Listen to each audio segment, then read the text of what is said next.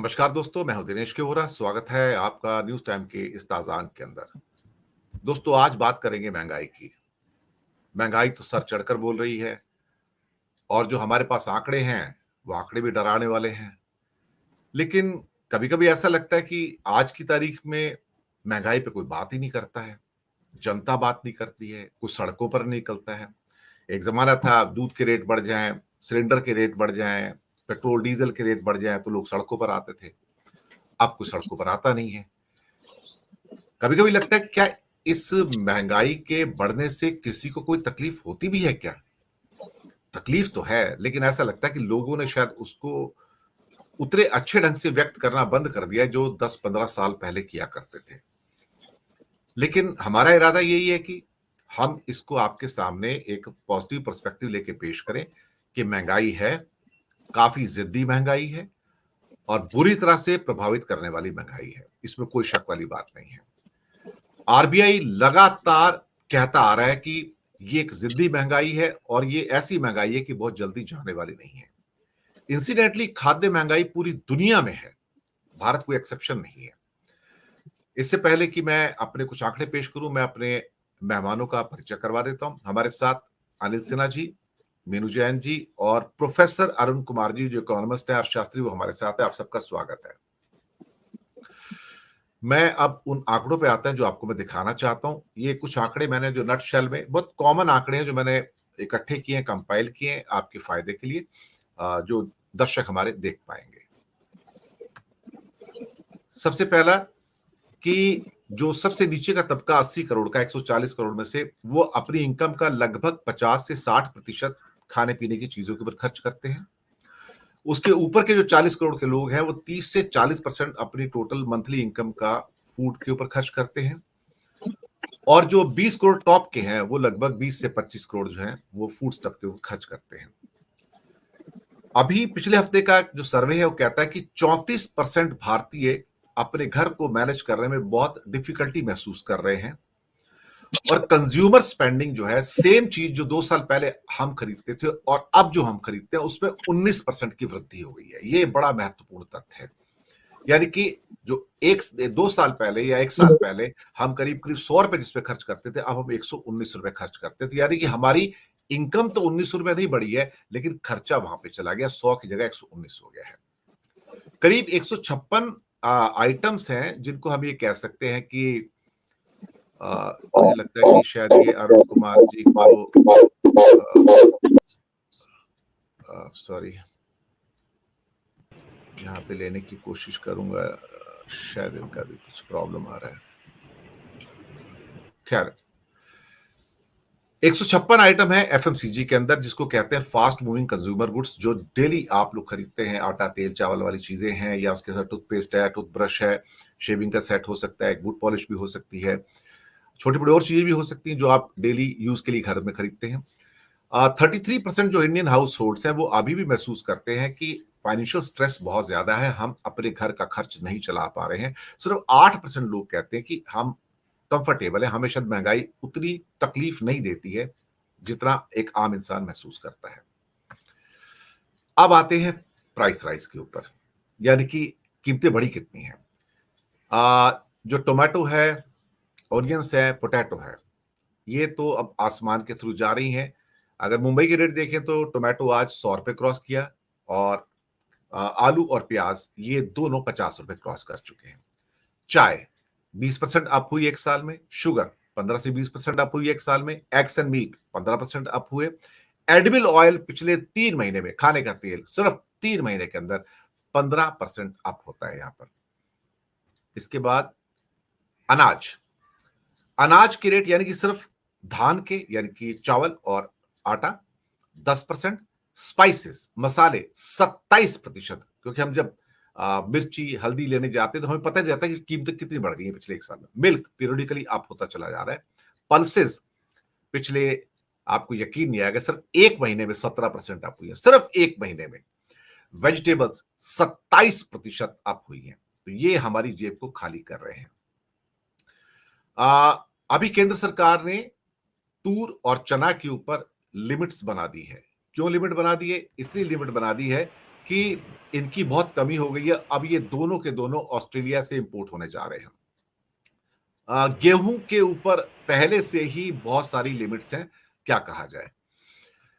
अगर हम मनमोहन सिंह और मोदी के राज को देखें तो हम पाएंगे कि मनमोहन सिंह के टाइम में जो मैंने खरीफ की एमएसपी को कंपेयर किया 14 फसलों को, तो ये पाया कि मनमोहन सिंह जी के टाइम के 10 सालों में एमएसपी की प्राइस 3 गुना अप हुई, 3 गुना बढ़ गई किसानों के लिए, तो उनको फायदा हुआ। लेकिन मोदी जी के टाइम में उन्हीं एमएसपी प्राइस को 10 साल में देखा जाए तो 2 गुना भी नहीं बढ़ी, यानी कि मुश्किल से 70 से 80% बढ़ी है। नाइजर सीड्स और रागी, जिसके बारे में कहा गया कि सबसे ज्यादा एमएसपी बढ़ाया गया 11.5 से 12.75%, तो पता लगा पिछले 20 साल में ये कभी खरीदे ही नहीं गए हैं सरकार के द्वारा, प्रोक्योर ही नहीं किए गए। तो आप फिर एमएसपी 13.25% बढ़ाइए या 30% बढ़ाइए, 100% बढ़ाइए, क्या फर्क पड़ता है। तो इंडिया की फूड सिक्योरिटी काफी डेंजर में है। जितनी हमारी सेवाएं जो घर में यूज करते हैं उसकी कीमत भी बढ़ गई है। प्लम्बर हो, इलेक्ट्रिशियन हो, कारपेंटर हो, लेबर हो, हाउसमेट्स हो, स्कूल फीस हो, ट्रांसपोर्ट हो, स्टेशनरी हो बच्चों की, मेडिकल एक्सपेंसेस, दवाइयां या डॉक्टर की fees, transportation, communication, rising water bills, electricity bills, mobile bills, cable TV bills, wifi bills, ये भी बढ़ते चले जा रहे हैं। इसका मतलब ये हुआ कि कुछ चीजों के ऊपर गवर्नमेंट जो है मिसलीड कर रही है, खास तौर से जीडीपी के नंबर जो बताती है फूड प्रोडक्शन को बढ़ा चढ़ाकर बता रही है। जैसे कि 2 साल से लगातार बताया गया कि व्हीट का प्रोडक्शन 110 से लेके 112 मिलियन टन है, लेकिन इन एक्चुअलिटी जो गेहूं के बड़े डीलर्स हैं वो कहते हैं कि मुश्किल से 100 मिलियन टन पैदा हुआ है, और ये फैब्रिकेटेड आंकड़े हैं। और इस साल तो सरकार 2 बिलियन टन व्हीट इंपोर्ट करेगी। अब लोअर प्रोक्योरमेंट जो हो रहा है वो आपके सामने है। एग्रीकल्चर सेक्टर दिखाया गया है कि 1.4% लोएस्ट इस साल बढ़ा है, जो कि एक किस्म से कहा जाए तो मुझे लगता है कि शायद ये भी एक बढ़ा चढ़ाकर बताया गया है, क्योंकि हमें उम्मीद थी कि माइनस हो जाएगा। रूरल डिस्ट्रेस बहुत ज्यादा है। आरबीआई ने जो रिस्क फैक्टर बताए हैं, क्लाइमेट एंड एरेटिक मानसून, ये बहुत बड़े फैक्टर हैं, और ये कहा कि भारत के अंदर फूड प्रोडक्शन शॉर्ट टर्म के अंदर 3% कम हो सकता है अगले कुछ सालों में। इंटरनेशनल जियोपॉलिटिकल सिचुएशन इस टाइम बिल्कुल भी फेवरेबल नहीं है। रेस्ट्रिक्टिव ट्रेड प्रैक्टिसेस है, जैसे कि भारत ने गेहूं के ऊपर, चावल के ऊपर एक्सपोर्ट करने में बैन लगाया तो दुनिया भर में प्राइसेस बढ़ जाती है। ऐसे ही वो लोग भी बैन लगाते हैं तो हमारे यहाँ प्राइसेस बढ़ जाती हैं। और चेंज इन कंजप्शन पैटर्न, ये एक क्या कहते हैं कि एक मोटा-मोटा जो आइडिया हमारे पास आता है निकल कर कि चीज़ें बहुत महँगी हो गई हैं। क्या कहते हैं कि महँगाई डायन खाए जात है, या फिर बाकी कुछ बचा तो महँगाई मार गई। अब ऐसे में किया क्या जाए? कम से कम हम उस बहस को तो आगे ले जा सकते हैं, लोगों तक पहुँचा सकते हैं कि हाँ, कम से कम हर चीज़ के बिल्स बढ़ते चले जा रहे हैं, लेकिन हमारी इनकम तो स्टैग्नेंट है। हो सकता है कुछ बहुत टॉप के लेवल पे जो अपर मिडल क्लास है, उनको ये महँगाई महसूस ना हो, लेकिन हमें तो है। अब यहाँ पर हम उसकी बात नहीं कर रहे हैं, जो शराब की, सिगरेट की बढ़ी हुई कीमतें हैं, या फिर हम उसकी बात नहीं कर रहे हैं कि मकानों की बढ़ी हुई कीमतें हैं, या हम उसकी बात नहीं कर रहे हैं कि सारे हिंदुस्तान के अंदर जो किराए हैं मकानों के, वो 20% से लेके 33% तक एक साल के अंदर बढ़ गए। 20% से 33% तक बड़े-बड़े मेट्रो के शहरों में, और ये भी इंसान को एक तरह से देखा जाए तो परेशान कर रहे हैं। हमारे साथ जो प्रोफेसर अरुण कुमार जी हैं, इकोनॉमिस्ट हैं, अर्थशास्त्री हैं। सर, सबसे पहले मैं आपकी टिप्पणी चाहूंगा कि महंगाई बढ़ती जा रही है, लेकिन लोग आजकल एजुटेशन के लिए सड़कों पर नहीं उतरते हैं, लेकिन वास्तव में पिंच कर रही है इस समय, बुरी तरह से पिंच कर रही है। एफएमसीजी गुड्स हो या फिर खाद्य महंगाई हो, जिसको आरबीआई कहती है कि बहुत जिद्दी महंगाई है ये। मैं आपके पूरे पर्सपेक्टिव के ऊपर टिप्पणी चाहूंगा प्रोफेसर साहब। धन्यवाद आपको बुलाने के लिए। जो महंगाई होती है वो दो तरह से नापी जाती है। एक तो कंज्यूमर प्राइस इंडेक्स होता है और एक होलसेल प्राइस इंडेक्स होता है। तो जो कंज्यूमर प्राइस इंडेक्स मतलब होता है कि हम जो कंजम्पशन करते हैं, हमें हमारे को कंज्यूमर के ऊपर कितना दाम का असर पड़ रहा है। और जो होलसेल प्राइस इंडेक्स होता है वो होता है कि जो प्रोड्यूसर्स हैं, जैसे कि किसान हैं जो उत्पादन करते हैं, जो फैक्ट्रियां हैं, उनके दाम कितने बढ़ते हैं। तो जो हमें जो आप बात कर रहे हैं वो कंज्यूमर प्राइस इंडेक्स की बात कर रहे हैं कि ये जो कंज्यूमर के ऊपर कितना असर पड़ रहा है। अब कंज्यूमर भी जैसे आपने बताया तरह तरह के होते हैं, कि जो गरीब है, जो अति गरीब है, जो लोअर मिडिल क्लास का है, मिडिल क्लास का है, अपर क्लास का है। तो उनकी एक कंजम्पशन बास्केट होती है, क्या क्या कंज्यूम कर रहे हैं। जैसे गरीब आदमी कार नहीं इस्तेमाल करेगा, है ना। जो गरीब सबसे गरीब है वो स्कूटर नहीं खरीदेगा, वो जो लोअर मिडिल क्लास है ना, उसकी कंजम्पशन बास्केट जो अमीर की कंजम्पशन बास्केट नहीं है, तो किसकी कंजम्पशन बास्केट कितनी होती है, उसमें दाम कितने होते हैं, उसके हिसाब से उसको महंगाई मार करती है। अगर आपकी आमदनी उतनी बढ़ रही है जितना कि जो प्राइस बढ़ रहा है, तब तो आपको कोई फर्क नहीं पड़ेगा। पर देखा जाता है कि जो कंजम्पशन बास्केट है उसके हिसाब से आपकी आमदनी नहीं बढ़ रही है, तो आपकी जो लिविंग स्थिति है, जो लिविंग स्टैंडर्ड है, वो गिर जाता है। तो उसी से फिर लोग, जैसे कि आपने कहा कि जैसे वेजिटेबल्स हैं, फ्रूट्स हैं, दूध है, इस सब के दाम बढ़ते हैं तो परिवार में ये सब कम आता है, तो उस पर असर पड़ता है। तो सवाल ये कि जैसे जीडीपी बढ़ रहा है, अर्थव्यवस्था बढ़ रही है, पर लोगों की माली हालत क्यों खराब हो रही है? उसकी वजह यह है कि जो बिजनेस क्लास होता है उसको इन्फ्लेशन से फायदा होता है। जब दाम बढ़ते हैं, तो जैसे आप पहले 10 रुपए की चीनी खरीद रहे थे, अब वही 10 रुपए की 15 रुपए में आ रही है, तो आपकी जेब से 5 रुपए अतिरिक्त होके वो बिजनेस वाले के हाथ में चला गया, तो बिजनेस वाले को फायदा पहुंचता है। तो ये जो हमारी इनकम होती है, नेशनल इनकम, वो जो वर्कर है उससे प्रोड्यूसर के हाथ में चली जाती है। और वो प्रोड्यूसर भी कौन होता है? जैसे कृषि है, कृषक के पास तो जा नहीं रही, कृषक तो कह रहा है कि हमारी आमदनी बढ़ नहीं रही, और जो 2017-18 का आंकड़ा था कि प्रति किसान जो आमदनी है वो 27 रुपए प्रति दिन होती है, तो वो तो गरीबी की रेखा के आसपास है। तो इसलिए मेरा मानना है कि जो ये बढ़त हो रही है वो हो रही है संगठित क्षेत्र में। जो असंगठित क्षेत्र है, जो हमारा जो असंगठित क्षेत्र जिसमें कृषि भी आता है, जिसमें छोटे उत्पादक भी आते हैं, माइक्रो सेक्टर भी आता है, वहाँ पे आमदनी नहीं बढ़ रही है। तो जो हमारे देश में 94% लोग हैं, वहाँ पे आमदनी जो उतनी नहीं बढ़ रही है जितना कि दाम बढ़ रहे हैं, तो उनकी माली हालत खराब हो जाती है। ये जो संगठित क्षेत्र है, जहाँ पे कि कहीं डीए न्यूट्रलाइजेशन है, या बिजनेस क्लास है, या प्रोफेशनल क्लास है, वो अपनी जो फीस बढ़ा के अपना जो काम चला लेते हैं। तो हमारे यहाँ जो परेशानी होती है ये कंज्यूमर प्राइस इंडेक्स से बढ़ने से, ये जो हमारे असंगठित क्षेत्र के लोग हैं उनकी परेशानी है, 94% लोगों की परेशानी है। तो वजह क्या है इसके पीछे कि दाम इतना बढ़ रहे हैं जबकि डिमांड इतनी नहीं है? तो हमारा जो ऑर्गेनाइज सेक्टर है, जो कॉर्पोरेट सेक्टर है, उसकी प्राइसिंग पावर बढ़ गई है, वो दाम बढ़ा लेता है।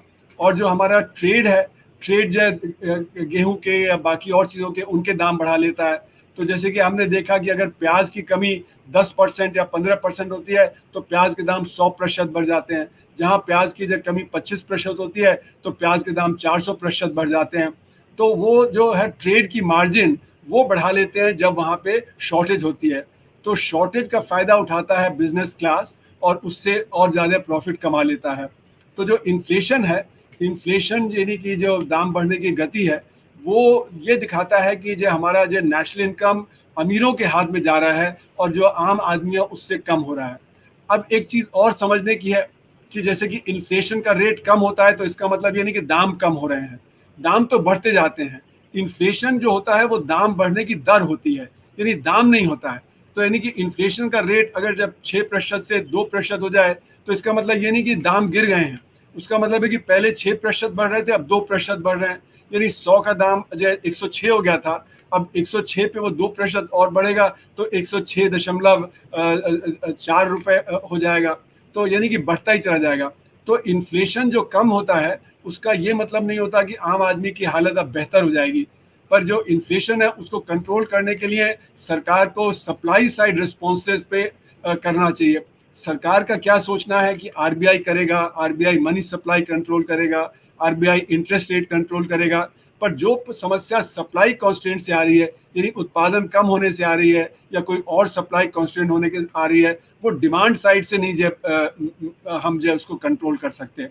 तो जो हमारा जो आरबीआई है वो इसीलिए जो फूड प्राइसेस को कंट्रोल नहीं कर पाता है, क्योंकि फूड प्राइस और जो पेट्रोलियम गुड्स के प्राइसेस हैं वो तो सप्लाई की वजह से जो ज़्यादा बढ़ रहे हैं।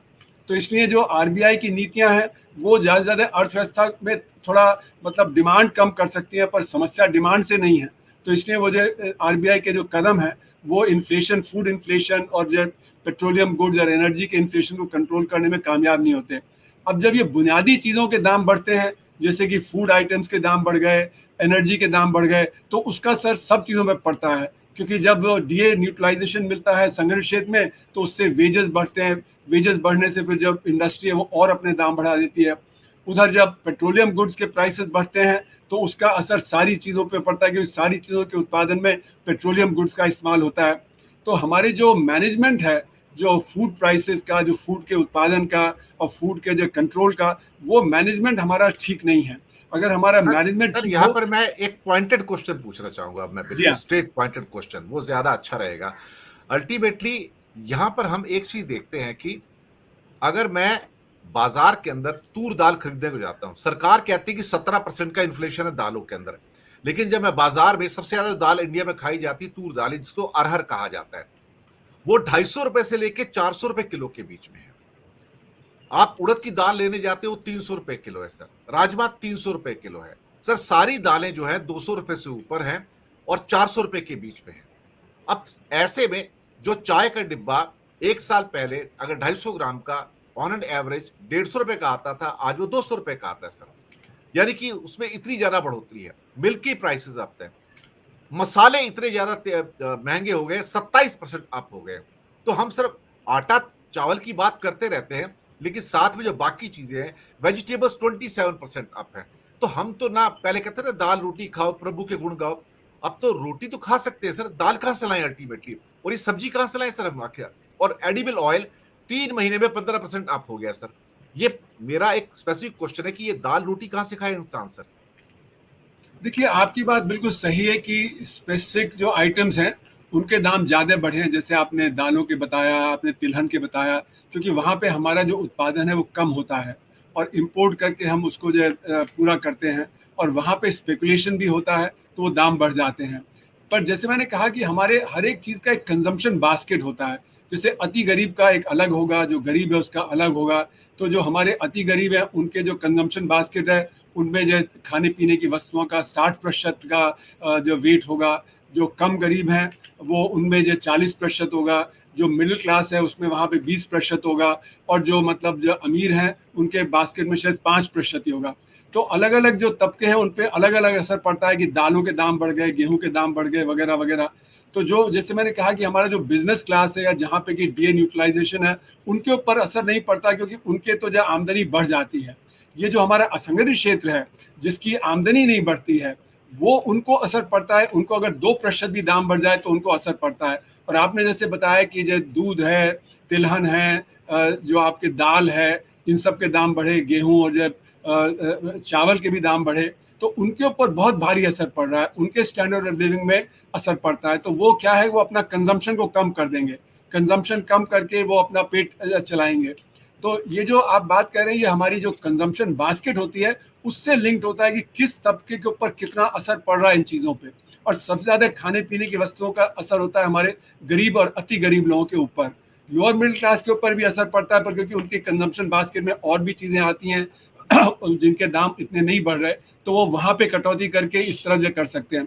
पर लेकिन जो गरीब और अति एक गरीब और है वो सवाल नहीं पे कर आता हूँ सकते। जी सर, हाँ। एक और सवाल आता है, पॉइंटेड क्वेश्चन। सबके बच्चे स्कूल जाते हैं, छोटे बच्चे स्कूल जाते हैं सर।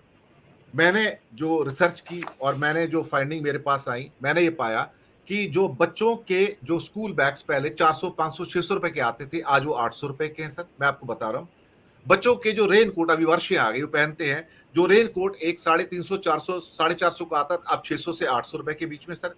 उनके जो स्टेशनरी बॉक्स छोटे वाले, जिसमें पेन पेंसिल बाकी प्रकार वगैरह रखते थे, जो आराम से 250 300 रुपए का आ जाता था, आज वो 400 रुपए का है।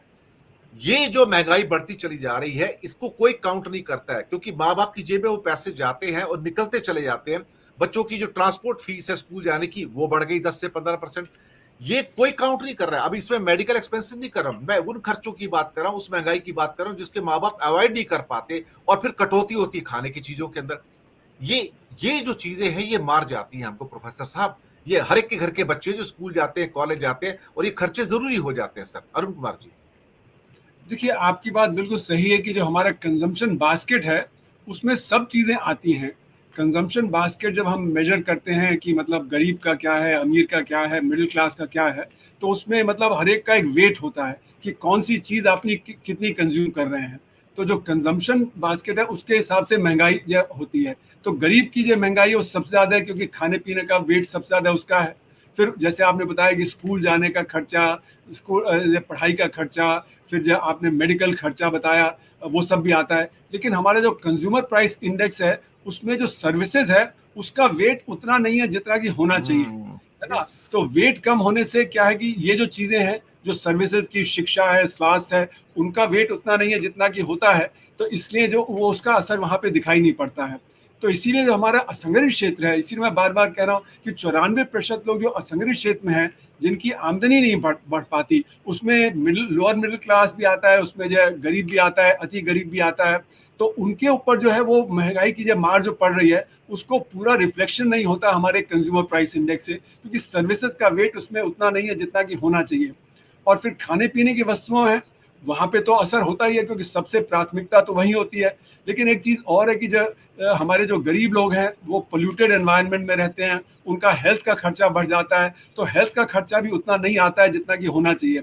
और हेल्थ के खर्चे से क्या होता है कि लोगों को पहले अपना हेल्थ का, बच्चों की हेल्थ का, घर के परिवार के सदस्यों का, बूढ़े व्यक्तियों का जो हेल्थ का खर्चा जो निभाना पड़ता है। तो फिर उनको कटौती करनी पड़ती है खाने पीने की वस्तुओं में या शिक्षा में भी। बहुत सारे गरीब तो अपने बच्चों को जब स्कूल से जब निकाल लेते हैं, वो स्कूल जाते ही नहीं है। अभी दिल्ली में जैसे सर्वे हुआ, तो यहाँ पे पाएगा कि बहुत सारे बच्चे पैंडेमिक के बाद स्कूल जाना शुरू ही नहीं किया, क्योंकि माँ बाप चाहते हैं कि वो भी बच्चे काम करें।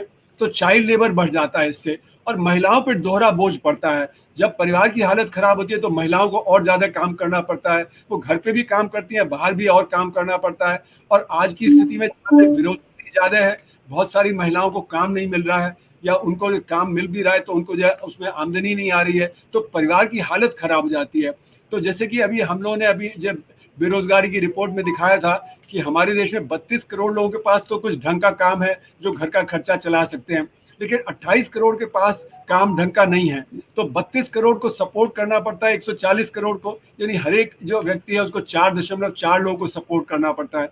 अगर ये 28 करोड़ के पास भी काम होता तो 60 करोड़ को, 140 करोड़ को सपोर्ट करना पड़ता, और हर एक व्यक्ति को 2.2 व्यक्ति को सपोर्ट करना पड़ता, तो उनकी माली हालत बेहतर हो जाती।